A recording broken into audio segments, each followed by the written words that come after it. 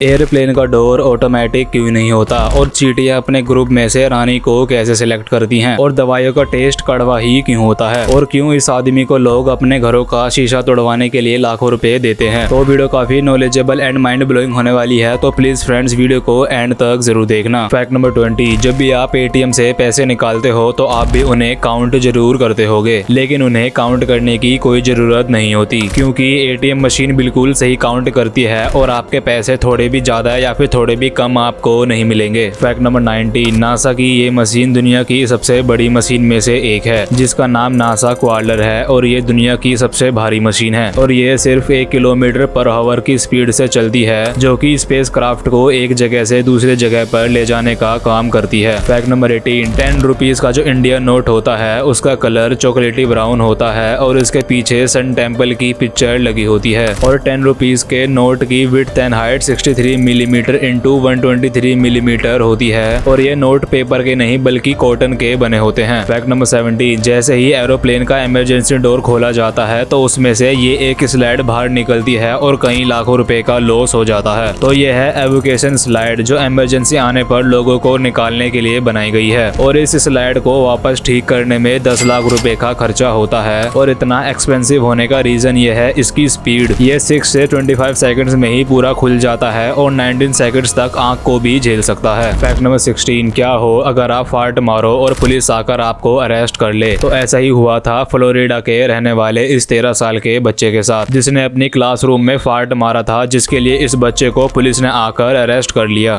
कोई सेंस है इस बात की?